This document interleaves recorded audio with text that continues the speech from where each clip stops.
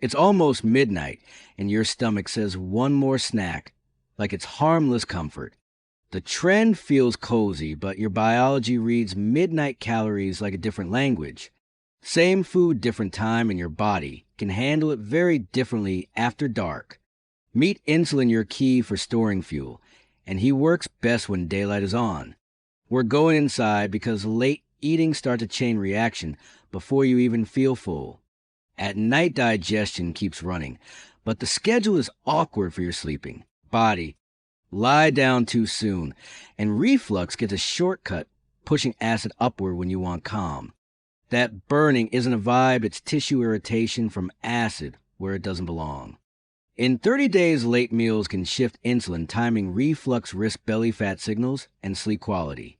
You may still get hours, but late digestion can fragment recovery from the inside. The next day start behind, and your cravings get louder because your night was busy.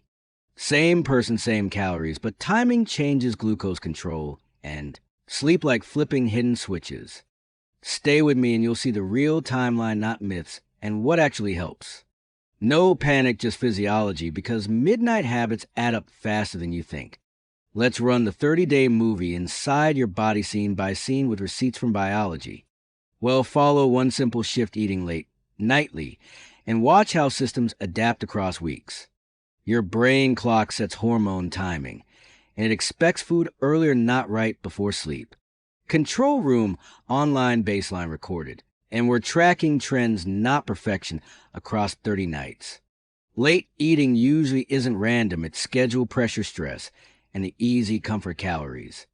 At night, melatonin rises to promote sleep, and it can blunt insulin release and sensitivity. That means the same meal can produce a higher, longer glucose curve compared with earlier dinner. Gut motility tends to slow at night, so digestion and clearance can take longer.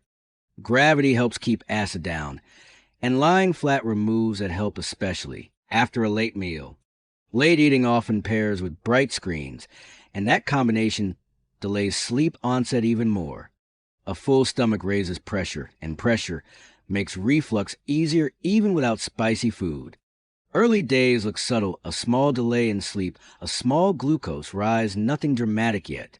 If sleep gets shorter, hunger hormones often get louder, and your next night's snack gets easier.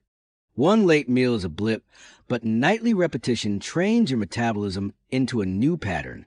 Late calories are more likely to be stored because activity is low and fuel demand is low.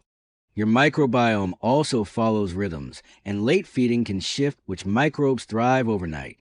When digestion runs, late arousal signals, and discomfort can chip away at deep sleep and REM stability.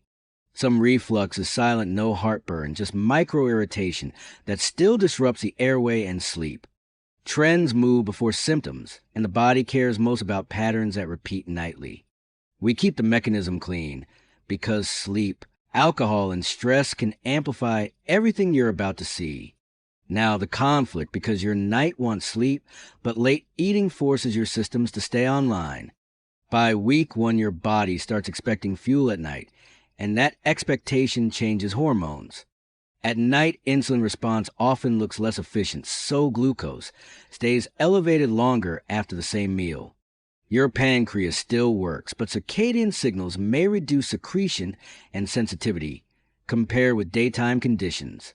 When glycogen storage is topped off, extra energy is more likely to be packaged for later storage. Control room shows the same calories creating a different curve, and curves repeated nightly matter.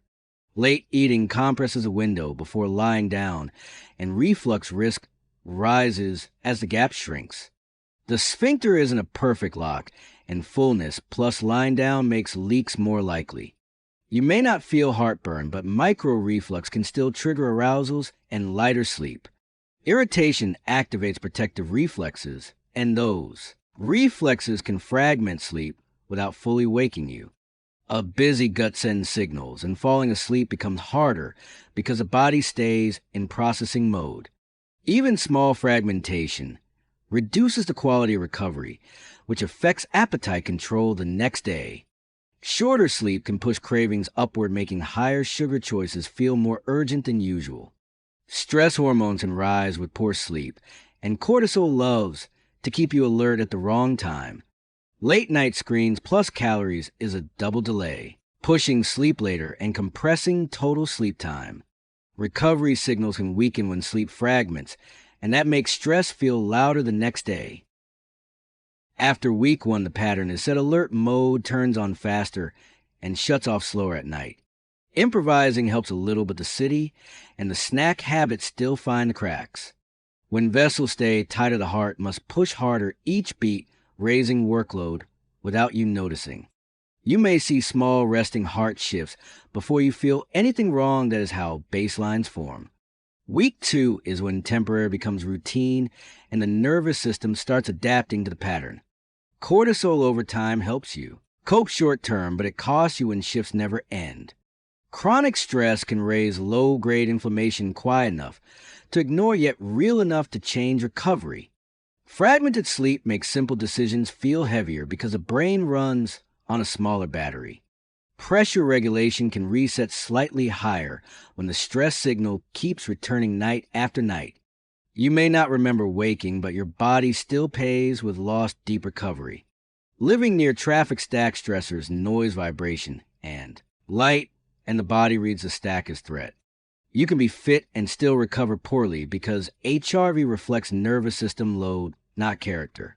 The stress is not only the sound, it is the feeling you cannot control the sound. Small blood pressure drift is how long-term cardiovascular risk often starts quietly and persistently. Sleep debt makes stress feel louder, and stress makes sleep lighter. That loop is the real villain. REM helps process emotion, so interruptions can leave mood more reactive the next day. When your system is primed, even normalcy sounds can feel like an attack. Recovery restores a vagal break. Without it, you stay closer to fight or flight. By week 3, you react not just to noise, but to the expectation of noise. A lower startle threshold means small sounds trigger big reactions when the brain stays on watch. Cortisol keeps fuel available, and tired stress can push cravings that feel like sudden urgency. This is a network shift sleep stress hormones, HRV, and blood pressure moving together in the same direction. Weekend catch-up helps, but it rarely repays nightly fragmentation completely, especially near steady noise. Hypervigilance is a learned habit, and it is expensive for mental calm and cardiovascular health. By day 20, the question is not did it happen, but did it become your default? A small rise in blood pressure does not feel dramatic until it becomes a number you live with. Night HRV is where you recover. If it stays low, tomorrow starts already behind. Predictable masking noise is not silence, but it reduces random peaks that trigger threat checks. Week 4 can feel like a constant tax because the system never fully downshifts. This is not doom. Effects are dose dependent, and practical levers can change the outcome. Notice how fast the body relaxes. When noise drops, your physiology wants calm immediately. By day 30, it is not one organ, it is your stress and recovery network shifting together.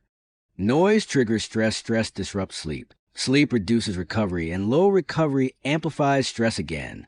Symptoms vary and feel nonspecific, but the underlying pattern of arousal and fragmentation is consistent.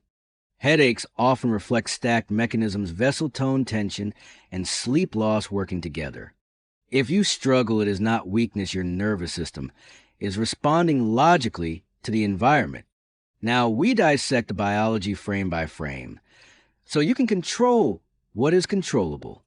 We are zooming into mechanisms, HPA axis sleep stages, blood pressure regulation, and HRV physiology. This is where invisible stress becomes measurable physiology inside real feedback loops. No panic, just clarity, and a plan you can actually use starting tonight. Noise activates the stress axis, brain signals hormones, and hormones signal the whole body. Sympathetic turns you on, parasympathetic turns you down, noise biases the system toward on. Timing matters, cortisol high too late can interfere with sleep onset and depth. Fragmentation does not just shorten sleep, it breaks architecture that makes sleep restorative. Microarousals can last seconds, enough to shift physiology, not enough to form memory. HRV tracks autonomic balance, and it is often a real-time window into recovery load. Blood pressure regulation relies on feedback loops, and chronic stress adds noise to the controller. Stress signaling can reduce vessel relaxation, nudging baseline pressure upward over time. Higher resistance means more cardiac work, a subtle daily effort that can add up. With poor sleep, the emotion brakes weaken and irritability becomes easier to trigger. Wired but tired usually means stress, chemistry, plus fragmented sleep, not laziness or a lack of discipline. Recovery signals improve with consolidated sleep, and HRV often reflects that shift before you feel it. Meal size matters. Smaller late meals reduce stomach pressure and reduce how much reflux can occur. Control room suggests a simple rule: protect a bedtime buffer, and curves start improving. Late eating rarely arrives alone. It stacks with stress screens and caffeine, amplifying the same pathways. Some people feel heartburn, others feel throat irritation or morning cough, and some feel nothing obvious. Insulin is protective and necessary, but repeated late spikes keep storage mode running longer overnight. Metabolism hates friction. Good sleep reduces friction by improving insulin sensitivity and appetite regulation. Tissue can recover, but nightly irritation restarts a cycle, so timing change is the real fix. Circadian mismatch creates loops. Poor sleep increases hunger. Hunger delays eating, and timing drifts later. Science honesty. Strongest evidence supports circadian shifts in glucose handling and sleep disruption. Weight changes vary. If you have reflux, prediabetes, or insomnia, late meals can hit harder because margin is smaller. This is not about eating less forever. It is placing food where your body processes it best. There is no midnight hack that beats circadian biology, but realistic strategies can work. Comfort is real, but repeated comfort at midnight taxes sleep and metabolism quietly over time.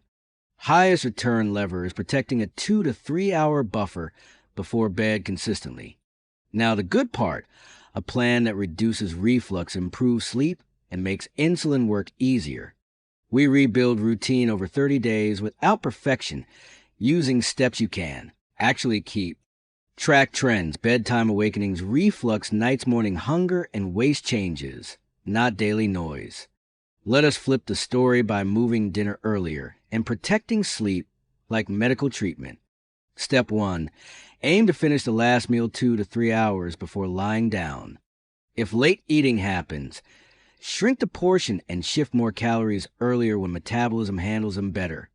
Choose reflux-friendly late options, lower fat, lower triggers, and skip late alcohol when symptoms appear. Use gravity, elevate the head if needed, and avoid lying flat right after a late meal. Control room shows improvements within weeks, earlier sleep, fewer awakenings, and smoother nighttime glucose patterns. Add a screen curfew, because light plus food delays sleep more than either alone.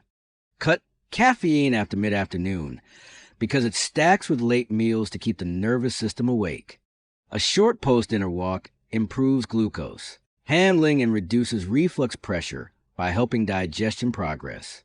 Slow breathing signals safety, helping your body downshift so sleep arrives without a fight.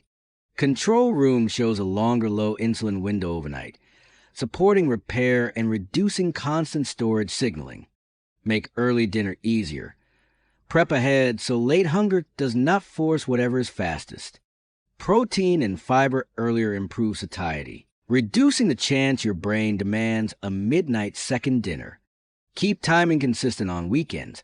Large shifts create social jet lag for your gut clock. Realistic timeline. Sleep and reflux often improve first. Waist changes follow more slowly with consistency. If you slip, do not spiral. One late night is data, not failure. Return to timing tomorrow. Track weekly trends, not nightly drama. Biology responds to averages and patterns, not perfection. If reflux is frequent or severe, get evaluated. Effective treatments exist, and complications are preventable. Protect sleep like medicine. Earlier meals reduce arousals, and better sleep stabilizes insulin and appetite hormones. You cannot control every night, but you can control timing most nights, and that is enough. Now, let us summarize the 30-day story and the 3 moves that change the ending. In 30 days, late eating mainly shifts timing. Insulin curves reflux risk belly storage signals and sleep quality. Insulin works best earlier. Late meals often create longer glucose exposure and longer storage signaling overnight. Reflux is mostly physics. Smaller meals and a bedtime buffer reduce pressure and keep acid where it belongs. Belly changes are not instant, but protecting overnight fasting reduces the chance of nightly storage bias.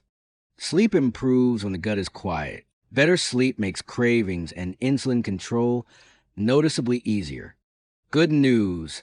Strategy beats willpower. Move dinner earlier most nights and your body stops fighting you. 3 steps.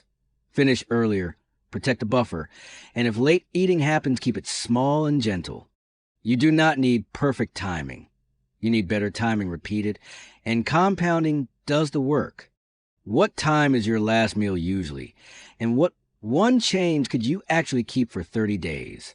If this helped, subscribe and share, because your future sleep will absolutely thank you.